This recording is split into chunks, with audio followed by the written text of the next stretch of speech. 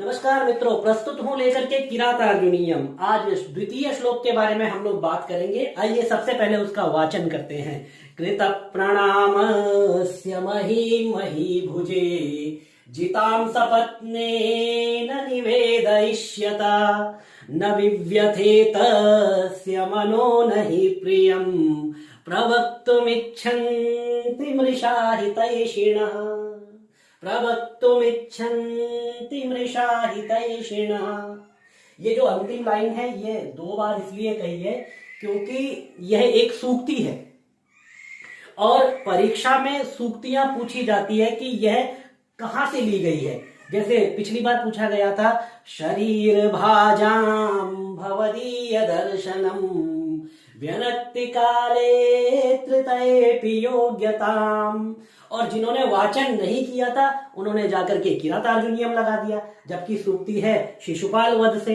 तो इसीलिए सूक्ति को कम से कम श्लोक पढ़ते समय हमें 2 बार पढ़ लेना चाहिए। और अगर यह सबसे अच्छा है कि हम ग्रंथ का वाचन करें, मूल का वाचन करें, क्योंकि मूल का वाचन करने के बाद कोई भी प्रश्न कहीं से आ जाए फिर आप पूरी तरह से स्वतंत्र होते हैं उत्तर देने के लिए, पूरी तरह से आप सुरक्षित होते हैं। आइए आज के श्लोक पर बात करते हैं। कृत प्रणामस्य मही भुजे। अब यही परीक्षा में पूछ देगा, ये मही भुजे ये कौन सी विभक्ति है? तो याद रखना, मही भुजे चतुर्थी। मही भुजे है चतुर्थी विभक्ति, एक वचन। कृत प्रणामस्य मही भुजे। अब वनेचर गया है युधिष्ठिर के पास। जो पहला श्लोक था, मंगलाचरण था, उसमें हमने पढ़ा था ना, सवर्णिलिंगी विदित समाययौ युधिष्ठिरम द्वैत वने वनेचर। अब द्वैत वन में युधिष्ठिर के पास जो वनेचर गया है, अब जाकर के ऐसे नहीं कि आओ महाराज आपको जो बताना है वो बता दे। सबसे पहले एक लोक शिष्टाचार होता है। यद्यपि वह वनेचर है, वनेचर मतलब किरात है, भील है, जो कि जिसने अपना संपूर्ण जीवन जंगल में बिताया है, लेकिन फिर भी युधिष्ठिर का अनुयायी है। इसीलिए कहते हैं कि संसर्ग जा दोष गुणा भवंती। संगति भी ऐसे लोगों की करनी चाहिए जो हमें कुछ गुण दे सके। तो वनेचर होने के बाद भी जाकर के जब वह युधिष्ठिर के पास गया तो सबसे पहले उसने क्या किया? कृत प्रणामस्य। सबसे पहले जाकर के युधिष्ठिर को प्रणाम किया। यही शिष्टाचार है कि राजा के पास जब आप जाएं तो उसको प्रणाम करें। और दूसरा, रिक्त पाणिर न सेवेत राजानम देवताम गुरु। कभी खाली हाथ नहीं जाना चाहिए। ये तो खाली हाथ नहीं गया है क्योंकि ये तो पहले श्लोक में हमने पढ़ा था, सवर्णिलिंगी विदित समाययौ। वह तो जानकारी लेकर के आया, तो खाली हाथ तो वैसे भी नहीं है। कृत प्रणामस्य। सबसे पहले जाकर के उसने युधिष्ठिर को प्रणाम किया और उसके बाद अपनी बात को कहना प्रारंभ किया। और जब उसने अपनी बात को कहा, वनेचर ने जाकर के जब युधिष्ठिर से उस वृत्तांत को, जो भी उसने जाकर के हस्तिनापुर में देखा था, उस वृत्तांत को जब उसने आकर के युधिष्ठिर को बताया तो न विव्यथेतस्य मनो न हि प्रियम प्रवक्तुमिच्छन्ति मृषा हितैषिणः। न विव्यथे तस्य मनो न हि प्रियम। न विव्यथे, उसका मन बिल्कुल भी व्यथित नहीं हुआ। न विव्यथे तस्य मनः, उसका मन जो है बिल्कुल भी व्यथित नहीं हुआ। बताते हुए, क्योंकि अब वो पता करके क्या आया है, श्रियः कुरूणामधिपस्य पालिनीं प्रजासु वृत्तिं यवयुंक्त वेदितुम्। और युधिष्ठिर के, दुर्योधन के विषय में जो वह पता करके आया था, जो वह विदित समाययौ जो वो लेकर के आया था, वो क्या था कि सयोव राज्ये नवयौवनोद्धतं निधाय दुःशासनमिद्ध शासनम। कि उसने युवराज के पद पर दुशासन को बिठा दिया है और खुद जो है मखेश्व खिन्नु, वह लगातार यज्ञों में लगा रहता है। और उसकी जो भूमि है, हस्तिनापुर की जो भूमि है, इस समय अदेव मातृका हो चुकी है कि वहां पर जो है देवताओं के प्रसाद की, देवताओं की कृपा की उनको आवश्यकता नहीं है। ऐसे उसने विविध सिंचाई के साधन और भूमि को इस तरह से उसने उर्वरा शक्ति से संपन्न कर दिया है। तो इस प्रकार का वह संदेश लेकर के आया है युधिष्ठिर के पास, जो कि हो सकता है, क्योंकि वनेचर के मन में ऐसा हो सकता है कि यह बातें मैं युधिष्ठिर को बताऊं और युधिष्ठिर को अच्छी ना लगी। लेकिन न विव्यथेत तस्य मनो नहीं प्रियम। दुर्योधन की प्रशंसा करनी है, फिर भी उसका मन व्यथित नहीं हुआ। क्यों नहीं हुआ? क्योंकि प्रवक्तुमिच्छन्ति मृषा हितैषिणा। हितैषिणः मृषाम न प्रवक्तुम इच्छन्ति। जो आपके हितैषी होते हैं वह आपके सामने मृषा, झूठ और इस तरह की बातें नहीं बोलना चाहते जिससे कि आपको प्रसन्नता हो और वास्तव में वह चाहे तो असत्य हो। इस तरह का सच नहीं बोलना चाहते, जो इस तरह का झूठ नहीं बोलना चाहते जो आपको प्रिय लगे। आगे एक श्लोक में कहते भी हैं हितम मनोहारी च दुर्लभम वचा। वह भी पेपर में एक बार पूछा जाता है। तो प्रवक्तुमिच्छन्ति मृषा हितैषिणा जिताम सपत्नेन न्यवेदयिष्यतः। उसे कहना क्या था? जिताम सपत्नेन। सपत्न मतलब शत्रु, शत्रु के द्वारा, सुयोधन के द्वारा अथवा दुर्योधन के द्वारा जो मुहिम जीत ली गई है। जिताम महीम जिताम, जो जीत ली गई है उसका निवेदन करना था। क्योंकि इंद्रप्रस्थ को जीत लिया है दुर्योधन ने। अब हस्तिनापुर और इंद्रप्रस्थ में वह शासन किस प्रकार का चला रहा है? जिताम महीम, उस धरती के ऊपर वह शासन कैसा चला रहा है? कौन? सपत्नीन, शत्रु के द्वारा कैसा शासन चलाया जा रहा है, यह वनेचर को निवेदन करना था। और वनेचर इस निवेदन को करने में न विव्यथित तस्य मनो नहीं प्रियम, बिल्कुल भी व्यथित नहीं हुआ। क्योंकि प्रवक्तुमिच्छन्ति मृषा हितैषिणा। आइए श्लोक में आगे देखते हैं, इसका पदच्छेद देख लेते हैं। कृत प्रणामस्य महीम महीभुजे जिताम सपत्नेन। सपत्नेन शब्द का कई बार अर्थ आता है लिखने को, तो याद रखेंगे शत्रु। सपत्नेन शत्रु।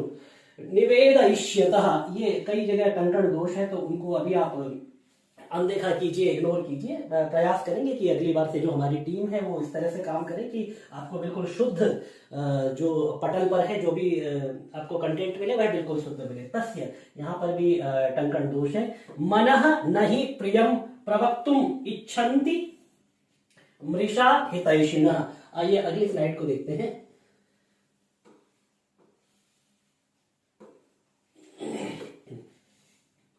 शब्दार्थ देखिए। कृत प्रणामस्य, कहां भाग रहे हो भाई? कृत प्रणामस्य, कर लिया है युधिष्ठिर को। कृत प्रणामस्य, सीधे सीधे ये समझिए जिसने प्रणाम कर लिया है। अब युधिष्ठिरस्य, तो युधिष्ठिर के सामने वनेचर गया है तो इसीलिए युधिष्ठिर को प्रणाम कर लिया है। वास्तव में कृत प्रणामस्य, जिसने प्रणाम कर लिया है। तो कृत प्रणामस्य, जिसने प्रणाम कर लिया है, नमस्कार कर लिया है। सपत्नेन, शत्रु दुर्योधन के द्वारा जिताम, जीत ली गई, वश में कर ली गई है जो भूमि, महीम अर्थात पृथ्वी। तो एक एक शब्द का अर्थ हम यहां पर देख रहे हैं।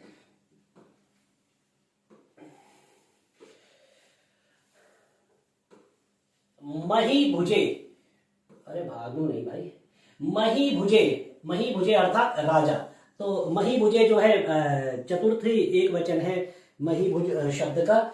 और निवेदयिष्यतः, निवेदन करते हुए, तस्य उस किरात का, मनः न विव्यते, वो जो किरात था, जो वनेचरी, जो वर्णलिंगी था, उस वर्णलिंगी का मन व्यथित बिल्कुल भी नहीं हुआ। आइए आगे बढ़ते हैं इसमें।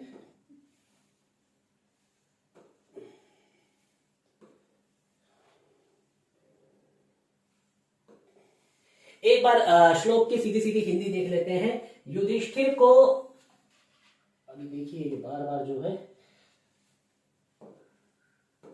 युधिष्ठिर को प्रणाम कर चुकने पर या युधिष्ठिर को प्रणाम करने के बाद के द्वारा, शत्रु के द्वारा अर्थात दुर्योधन के द्वारा जीती गई पृथ्वी के विषय में राजा युधिष्ठिर से कहते हुए या निवेदन करते हुए उस वनेचर को, वनेचर का मन बिल्कुल भी व्यथित नहीं हुआ, विचलित नहीं हुआ।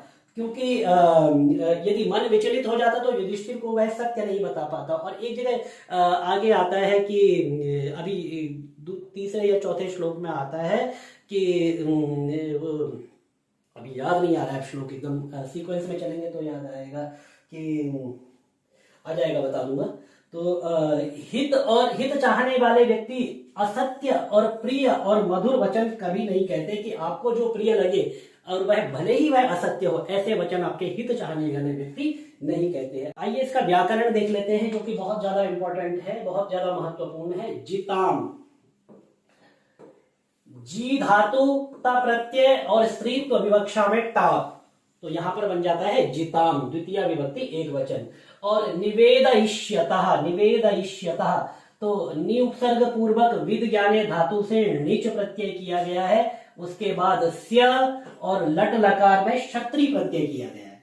लट लकार में क्षत्रि प्रत्यय करने के बाद बनता है निवेदयिष्यतः, निवेदयिष्यतः। विव्यथे, वि उपसर्ग पूर्वक व्यथ और लिट लकार, ये बहुत इंपॉर्टेंट है, ये कई बार जो है ये पूछा जाता है। विव्यथे, वि उपसर्ग पूर्वक व्यथ धातु और लिट लकार। हितैषिणः, हितम इच्छन्तीति हितैषिणः, हित से इश और णिनि प्रत्यय।